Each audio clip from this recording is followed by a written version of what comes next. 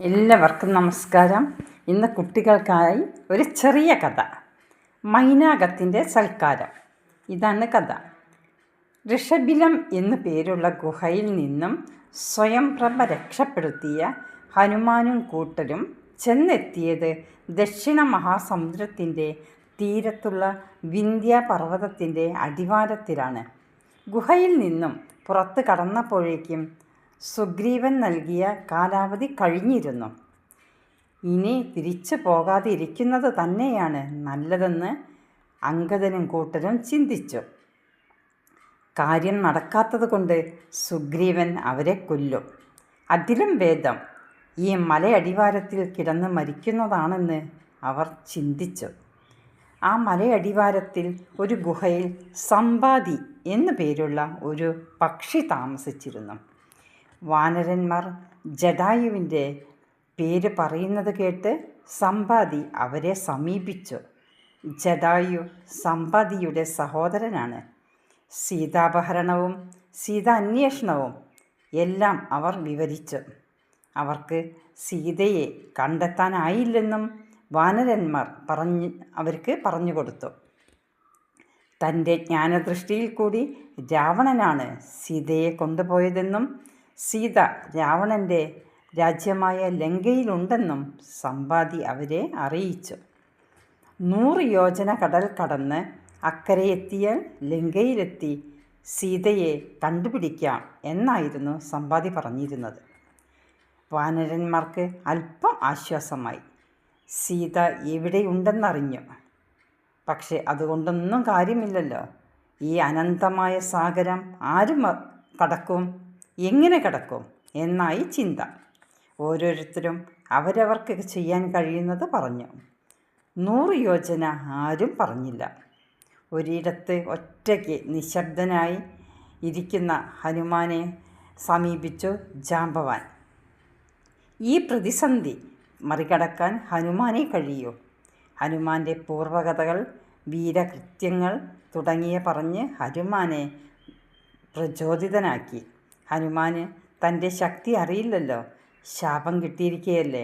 ആ ശാപത്തിൽ നിന്നും ഹനുമാനെ തൻ്റെ കഴിവും ശക്തിയും ബലവും വായുവേഗവും ഒക്കെ പറഞ്ഞ് കഴിഞ്ഞ കാലത്തിലേക്ക് കൊണ്ടുപോയി ഓർമ്മപ്പെടുത്തി മുക്തനാക്കി ജാമ്പവാൻ. ജാമ്പവാൻ്റെ വാക്കുകൾ ഹനുമാൻ്റെ രൂപത്തിലും ഭാവത്തിലും വലിയ മാറ്റങ്ങളുണ്ടാക്കി. ഹനുമാൻ്റെ രൂപം വളർന്നു പോകുന്നത് മറ്റു വാനരന്മാർ അത്ഭുതത്തോടെ നോക്കി നിന്നു. അവർ ഹനുമാനെ സ്തുതിച്ചു, തുള്ളിച്ചാടി പ്രോത്സാഹിപ്പിച്ചു. സമുദ്രലംഘനത്തിന് തയ്യാറെടുക്കാനായി ഹനുമാൻ മഹേന്ദ്രഗിരിയുടെ ശിഖരത്തിൽ കയറി. പർവ്വതത്തിന് മുകളിൽ കയറി നിന്നുകൊണ്ട് പിതാവായ വായുദേവനെയും ആദിത്യൻ, ദേവേന്ദ്രൻ, ബ്രഹ്മാവ് തുടങ്ങിയ ദേവന്മാരെയും ധ്യാനിച്ചു. ശിഖരത്തിൽ ഒന്ന് ചവിട്ടി പർവ്വതമാകെ ഒന്ന് കുലുങ്ങി. കുലുക്കത്തിൽ ഭയന്ന മഹർഷിമാർ മുകളിലേക്ക് ഓടിക്കയറി. ഇതെല്ലാം കണ്ടപ്പോൾ ഹനുമാൻ സമുദ്രം തരണം ചെയ്യാനുള്ള തയ്യാറെടുപ്പിലാണെന്ന് മഹർഷിമാർക്കും മനസ്സിലായി. ശ്രീ ഹനുമാൻ ചാടുവാൻ തയ്യാറായി. അത്ഭുതത്തോടെ തന്നെ നോക്കി നിൽക്കുന്ന വാനര സഹോദരന്മാരോട് ഹനുമാൻ പറഞ്ഞത് കേൾക്കൂ. ശ്രീരാമചന്ദ്രസ്വാമിയുടെ വായുവേഗമുള്ള ബാണം പോലെ ഞാനിതാ ലങ്കയിലേക്ക് പോകുന്നു. രാക്ഷസ ചക്രവർത്തി കാത്തുരക്ഷിക്കുന്ന ആ സ്ഥലത്ത് ജാനകീദേവിയെ കാണാതെ വന്നാൽ അമരന്മാർ വസിക്കുന്ന സ്ഥലത്തെത്തും.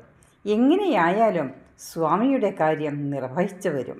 വേണ്ടി വന്നാൽ ദശഗ്രീവനോട് കൂടി ലങ്കയെ തന്നെ പുഴക്കിയെടുത്ത് ഇങ്ങോട്ടെത്തിക്കും. കണ്ടോ, ഹനുമാൻ്റെ ദൃഢമായ വിശ്വാസം, ആത്മവിശ്വാസം, തൻ്റെ കഴിവിലുള്ള വിശ്വാസം. ആത്മവിശ്വാസമില്ലെങ്കിൽ നമുക്കൊന്നും ചെയ്യാൻ കഴിയില്ല. പഠിച്ച് പ്രാവർത്തികമാക്കേണ്ട ഒരുപാട് കാര്യങ്ങൾ കുട്ടികൾക്ക് ഹനുമാനിൽ നിന്നും ലഭിക്കും. അതുകൊണ്ട് ഈ കഥകൾ കുട്ടികൾ കേൾക്കുമെന്ന വിശ്വാസത്തോടെയാണ് പറയുന്നത്. ലങ്ക പുഴകിയെടുത്താലും കാര്യം നടത്തും എന്നാണ് ബോധ്യപ്പെടുത്തിയത്. ഹനുമാൻ യാതൊരു കൂസലും കൂടാതെ മേൽപോട്ടൊരൊറ്റ ചാട്ടം ചാടി ആകാശത്തിൽ പറന്നു. ഗരുഡനെ പോലെ എന്ന് നമുക്ക് പറയാം. വായുമണ്ഡലത്തിൽ വേഗത്തിൽ പറക്കുന്ന പക്ഷിയാണല്ലോ ഗരുഡൻ. മാരുതിയുടെ യാത്ര അതിവേഗത്തിലായിരുന്നു. സമയം കളയാനില്ല അവർക്ക് തീരെ. സുഗ്രീവൻ അനുവദിച്ച സമയം കഴിഞ്ഞിരിക്കുന്നു.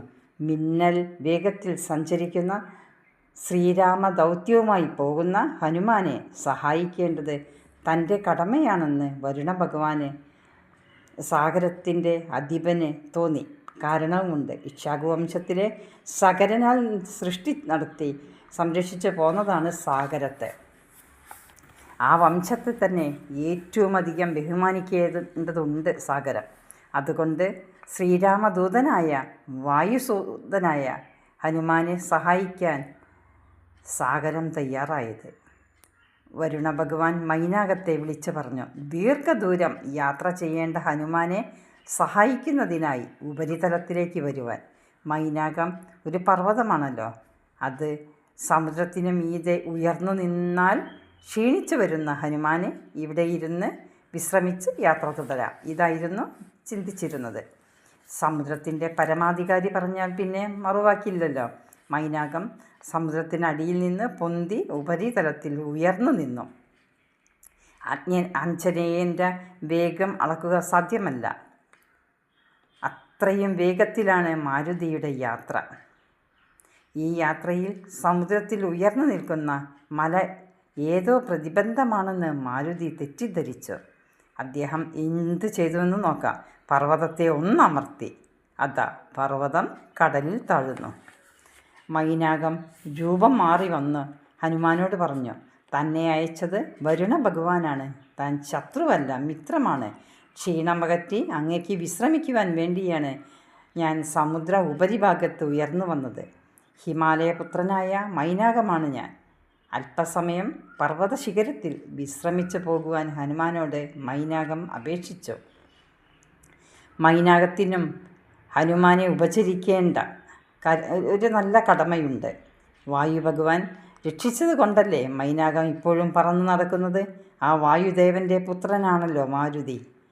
സാഗരത്തെയും തന്നെയും സന്തോഷിപ്പിക്കാൻ വേണ്ടിയെങ്കിലും കൊടുമുടിയിൽ വിശ്രമിച്ച് അവരുടെ സൽക്കാരങ്ങൾ സ്വീകരിക്കണമെന്ന് മൈനാകത്തിൻ്റെ അപേക്ഷ ഹനുമാനെ സന്തുഷ്ടനാക്കി.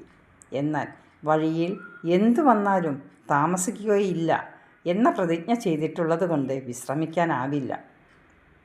ലക്ഷ്യത്തിലെത്തും വരെയും വിശ്രമവുമില്ല. അവരുടെ ആതിഥ്യം താൻ സ്വീകരിച്ചിരിക്കുന്നു എന്ന് പറഞ്ഞു. ഹനുമാൻ തൻ്റെ ബലിഷ്ഠകരങ്ങൾ കൊണ്ട് മൈനാകത്തെ സ്നേഹപൂർവ്വം തലോടി. എന്നിട്ട് ആകാശത്തിലേക്ക് പറന്നുയർന്നു.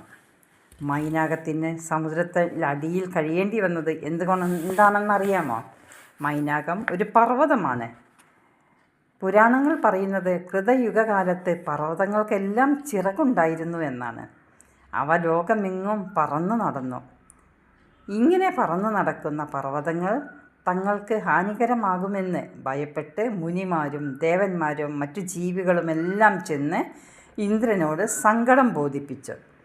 പർവ്വതങ്ങളോട് പറന്നു നടക്കാതെ ഏതെങ്കിലും ഒരു സ്ഥലത്ത് ഒതുങ്ങിക്കഴിയാൻ ദേവേന്ദ്രൻ നിർദ്ദേശിച്ചെങ്കിലും അതവർ തള്ളിക്കളയുകയാണ് ചെയ്തത്. പിന്നെ എന്ത് സംഭവിക്കുമെന്ന് നമുക്ക് ഊഹിക്കാമല്ലോ. ഇന്ദ്രൻ്റെ വജ്രായുധം പ്രവർത്തി തുടങ്ങി. പർവ്വതങ്ങളുടെ ചിറകുകൾ അരിഞ്ഞു വീഴ്ത്താൻ തുടങ്ങി. പർവ്വതങ്ങൾ അതിൽ നിന്നും ഒഴിഞ്ഞു മാറാൻ കഴിഞ്ഞില്ല. എല്ലാ പർവ്വതങ്ങളും അതിൽപ്പെട്ടു. ഇതറിഞ്ഞ വായു ഭഗവാൻ തൻ്റെ ഉത്തമ സുഹൃത്തായ മൈനാകത്തെ പൊക്കിയെടുത്തു കൊണ്ടുപോയി കടലിൽ താഴ്ത്തി. അതുകൊണ്ട് ചിറകുകൾ നഷ്ടപ്പെടാതെ മൈനാകം രക്ഷപ്പെട്ടു. ഇന്ദ്രനിൽ നിന്ന് രക്ഷപ്പെട്ടു വന്ന മൈനാകത്തെ വളരെ നാളുകൾ സംരക്ഷിച്ചത് സമുദ്രമാണ്. സമുദ്രത്തെ നിർമ്മിച്ചത് സഗരൻ. സഗരന് ഇക്ഷ്വാകു വംശത്തിലെ രാജാവായിരുന്നു. സഗരനോടും ഇക്ഷ്വാകു വംശത്തോടും മൈനാകത്തിന് വളരെയധികം കടപ്പാടുണ്ടായി. ഇക്ഷ്വാകു വംശത്തോടും വായുദേവനോടുമുള്ള കടപ്പാട്, വരുണൻ്റെ നിർദ്ദേശം എല്ലാം വായുപുത്രനായ ശ്രീരാമദൂതനായ ഹനുമാനെ സൽക്കരിക്കുന്നതിന് മൈനാകത്തിന് പ്രേരണയായി. ഉപകാരസ്മരണ മൈനാകത്തിനും വരുണ ഭഗവാനുമുണ്ടായി എന്ന് ചുരുക്കം. കാര്യം കഴിയുമ്പോൾ വലിച്ചെറിയുന്ന കറിവേപ്പിലയാകരുത് ആവശ്യത്തിന് ഉപകരിക്കുന്നവർ. നമ്മെ കൈപ്പിടിച്ചുയർത്തിയവരെ നാം ഒരിക്കലും മറക്കരുത്. നമുക്ക് പ്രത്യുപകാരം ചെയ്യാൻ സാധിച്ചില്ലെങ്കിലും നമ്മൾ അവരെ തള്ളിക്കളയരുത്, മറക്കരുത്. ഇന്നത്തെ കുട്ടികൾ ഈ കഥ കേൾക്കേണ്ടതാണ്.